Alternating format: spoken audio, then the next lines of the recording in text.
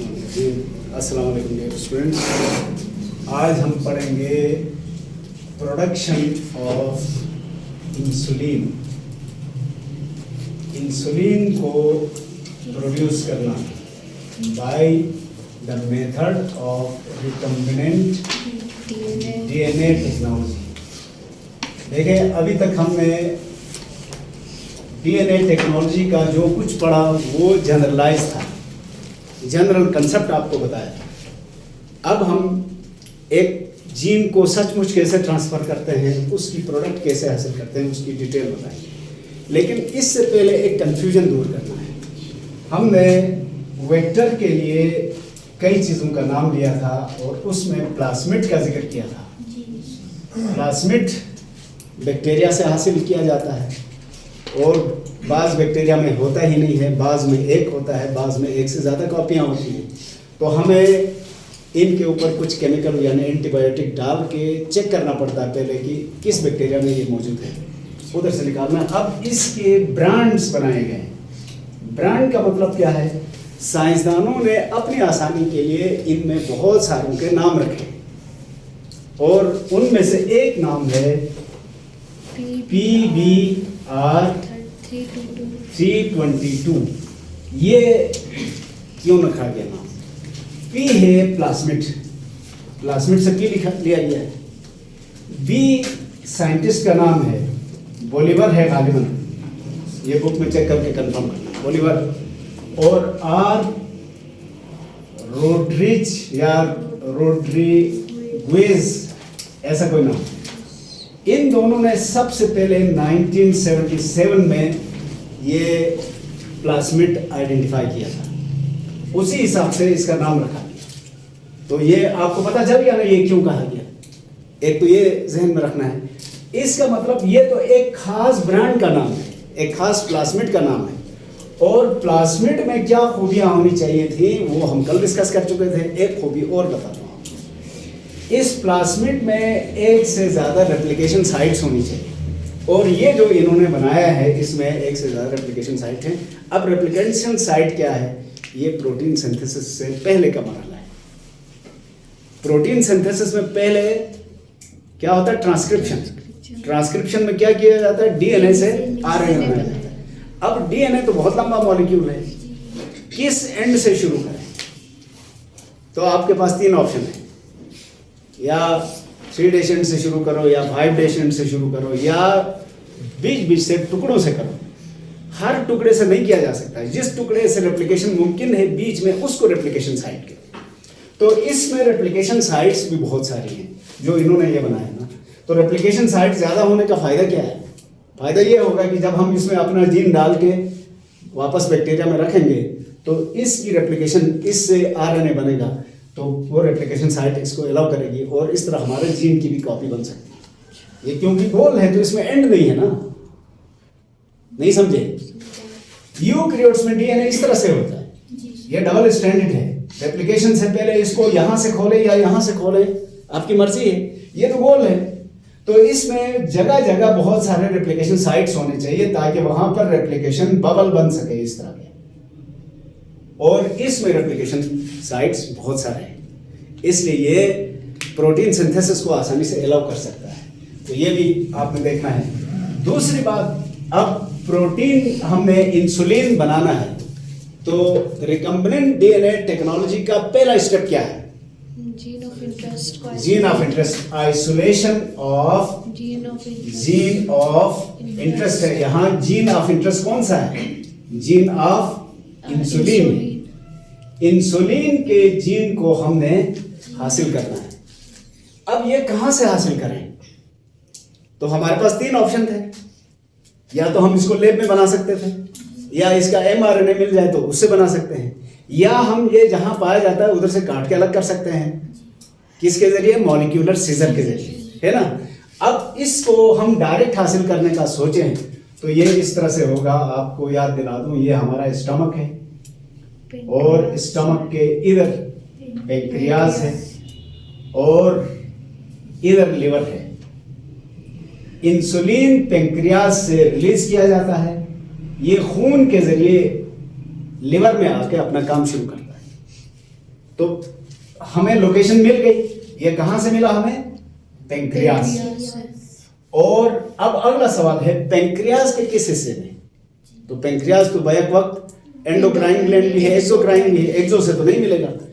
Endocrine के जो parts हैं उसको क्या कहते हैं? आइलेट्स ऑफ लैंगरहान कहते हैं इसको। यानी हमें जाना पड़ेगा आइलेट्स ऑफ लैंगरहान। उनको हम ढूंढेंगे तो यहां मिल जाएंगे छोटे छोटे। हमने पहले जीन ऑफ इंटरेस्ट की तलाश में सबसे पहले क्या फाइंड किया? ये पेंक्रियास में मिलेगा। पेंक्रियास में जाके डायरेक्ट एड्रेस कहां मिला? Islets of Langerhans. अब आइलेट्स ऑफ लैंगरहान में पहुंचे तो वहां तो दो तरह के सेल्स हैं, अल्फा सेल्स, बीटा सेल्स। ये कौन से सेल से सीक्रेट होता है?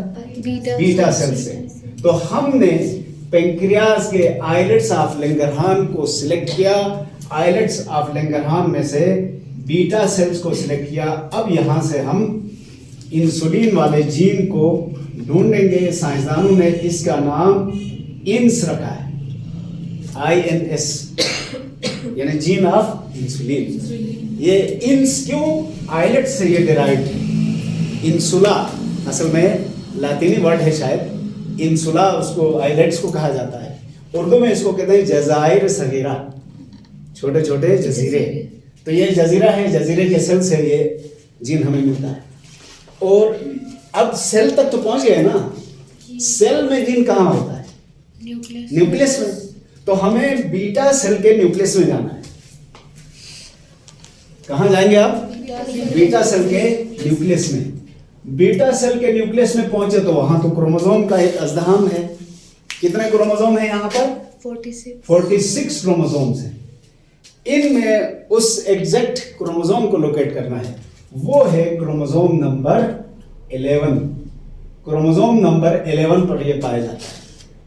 एड्रेस की तलाश है ना हमें, जरा सीरीज में ये याद रखना।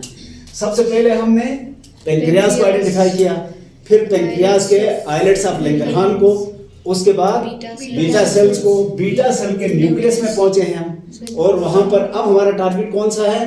Chromosome number 11। अच्छा, क्रोमोसोम नंबर 11 इस तरह का है। हर क्रोमोसोम के दो हिस्से होते हैं सेंट्रियोल की वजह से। यहां क्या इसके दोनों आर्म्स बराबर हैं? नहीं है। एक छोटा आर्म है। इस छोटे आर्म को पी रीजन कहा गया, पी रीजन। और इस पी रीजन में तवज्जो चाहूंगा मैं, इस पी रीजन में ऐसे सब रीजन्स हैं। यानी हमें एड्रेस ये बताया गया है कि आपको क्रोमोसोम नंबर 11 में मिलेगा। 11 में पहुंचे तो कहा इसके शॉर्ट आर्म यानी पी रीजन में पाए जाए। इस पी रीजन में फिर इस तरह से फोल्ड्स हैं। ये फोल्ड क्यों है ये भी आपको आगे किसी जगह पता चलेगा। जब DNA एनालिसिस जब करते हैं तो वहां पर ये छोटे छोटे टुकड़े बनते हैं। इनको RFLPs कहा जाता है, रिस्ट्रिक्शन सेगमेंट लेंथ पॉलीमॉर्फिज्म। ये उस तरह के धारियां हैं। यहां धारी नंबर 15 में ये मिलेगा हमें, धारी नंबर 15। अब धारी नंबर 15 इस तरह से है। ये एक रीजन है। तो जो कर रहे हैं बेटा, बाद में फिर परेशान नहीं होना बुक पढ़ के। इस रीजन को हमने कहा शॉर्ट आर्म या पी रीजन। मैं ये कह रहा हूं कि पी रीजन में फोल्ड्स हैं और हर फोल्ड का नाम रखा गया। इसमें 15वें फोल्ड में ये मौजूद है। 15वें फोल्ड में भी सब फोल्ड्स मौजूद हैं, छोटी छोटी लाइनें। उनमें से 15वें फोल्ड की 5th सब फोल्ड में ये पाया जाएगा। पहुंचा दिया मैंने घर तक। यहां से वापस चलो। देखें, ये इंसुलिन का जीन हम तलाश कर रहे हैं। सरसरी एड्रेस क्या बताया गया? गिलगित बल्तिस्तान। कौन सा है? पेंक्रियास। गिलगित बल्तिस्तान पहुंचे तो पता चला ये तो बहुत बड़ा रीजन है। अब कहा जा रहा है इसका तो ये आइलेट्स ऑफ लैंगरहान। इसका तो पहुंचे हैं तो हमें कहा गया कहां पहुंचो?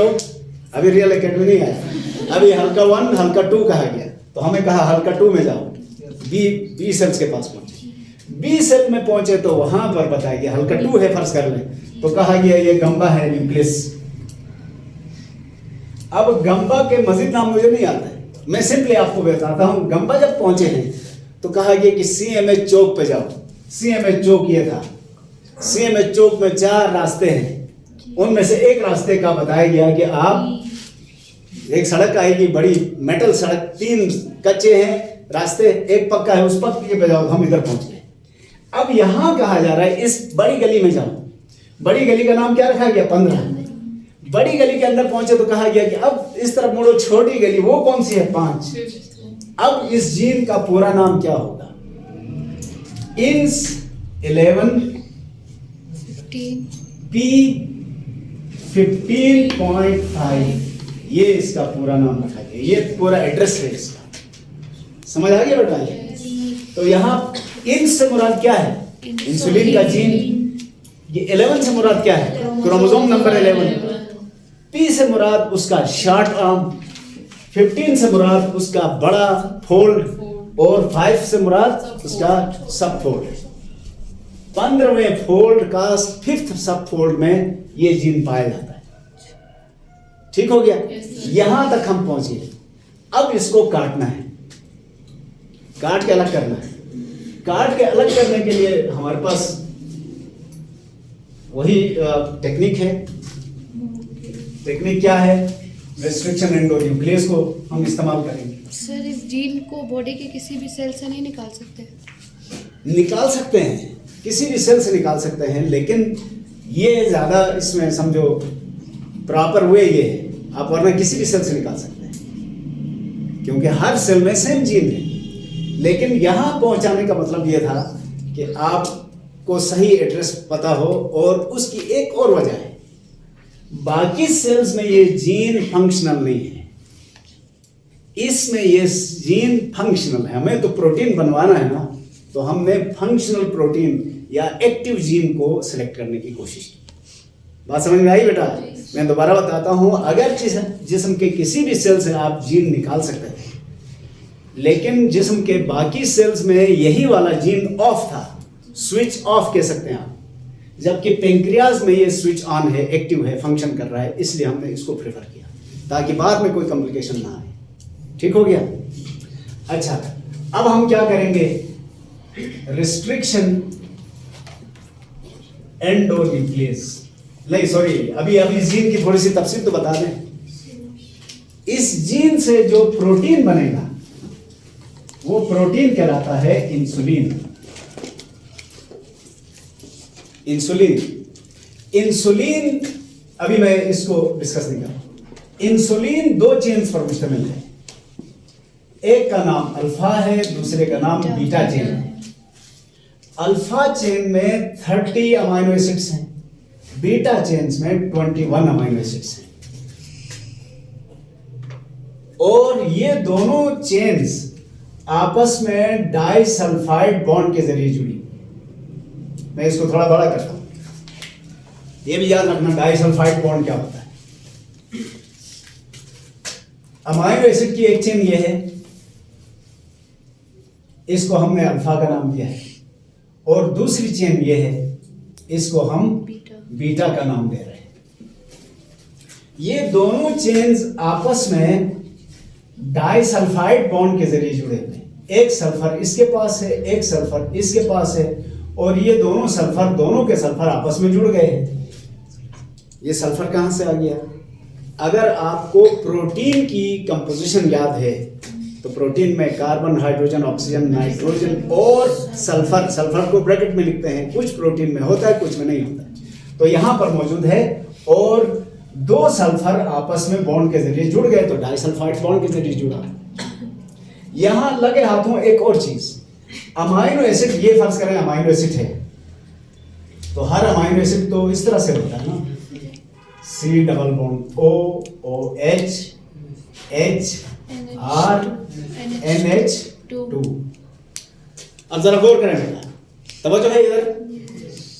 ये जो इस साइड पे अमाइनो एसिड होगा ना, ये वाला अमाइनो एसिड, इसका ये रिएक्टिव एंड होगा, इसको कहते हैं N टर्मिनल। इसको क्या कहेंगे? N terminal. इस एंड में क्या होगा? ये वाला, तो इसको आप सी टर्मिनल। यानी जो भी प्रोटीन की या अमाइनो एसिड की चेन बनेगी, उस चेन के दो एंड्स होंगे, एक को एन टर्मिनल, दूसरे को सी टर्मिनल कहा जाएगा।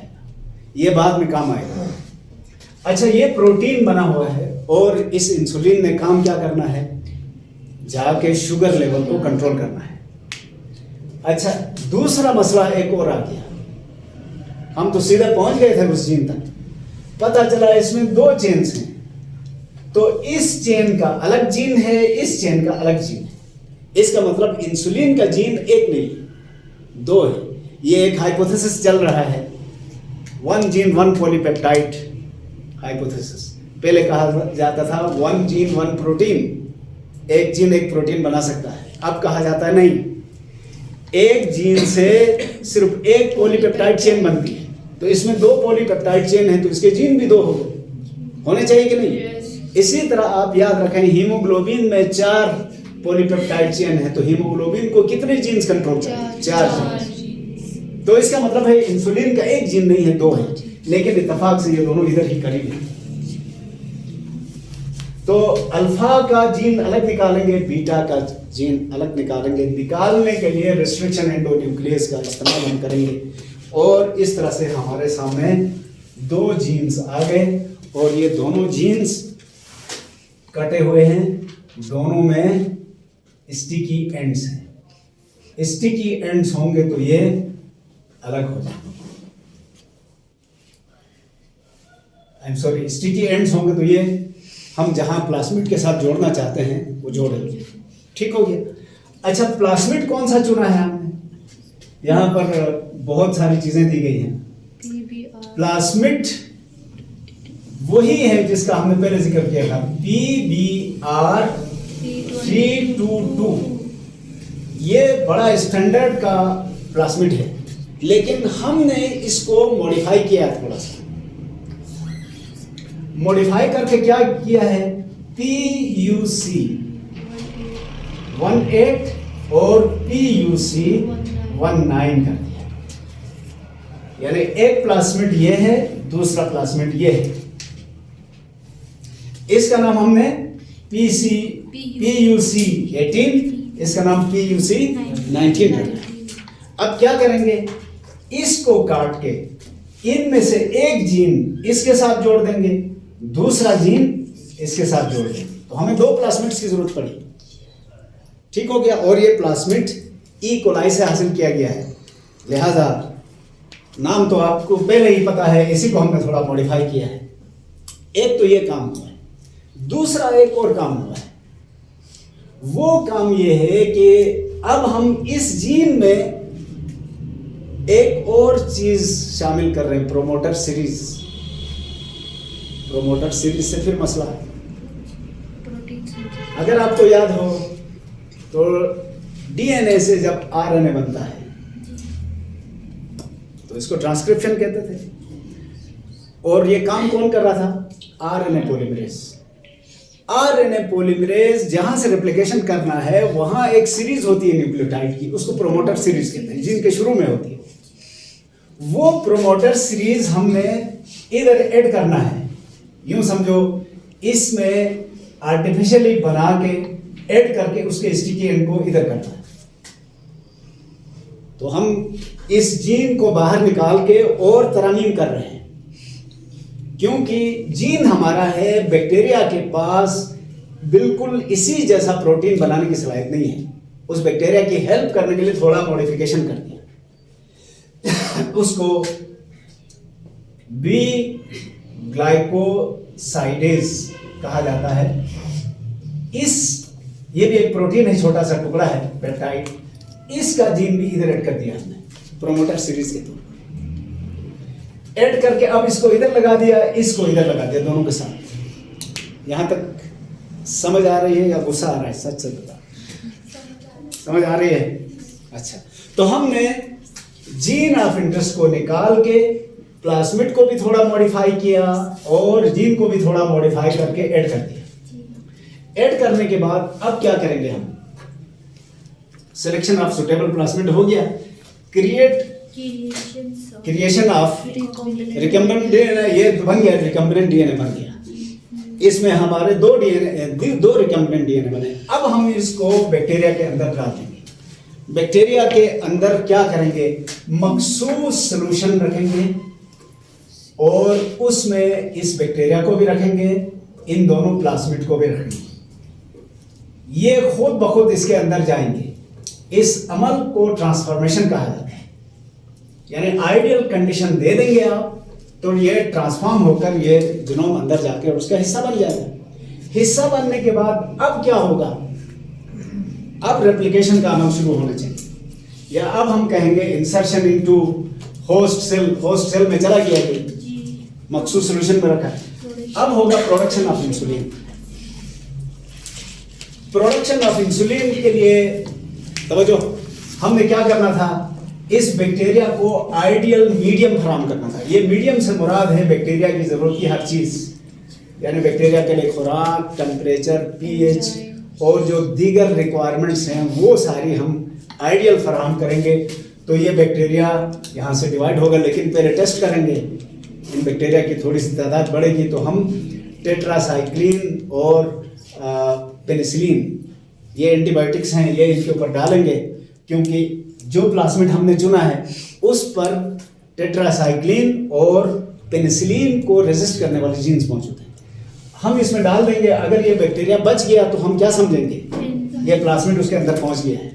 अगर बैक्टीरिया मर गए तो प्लाज्मिड नहीं पहुंचा। तो पहुंचा है कि नहीं, ये कंफर्म करने के लिए कंफर्मेटरी टेस्ट है कि हम इसके ऊपर पेनिसिलिन ऐड करेंगे और टेट्रासाइक्लिन ऐड करेंगे। अगर बैक्टीरिया बच गया है तो समझो ये प्लाज्मिड पहुंच गया है। अब इस बैक्टीरिया को यहाँ पर हम क्या करेंगे, रिप्रोडक्शन का मौका देंगे।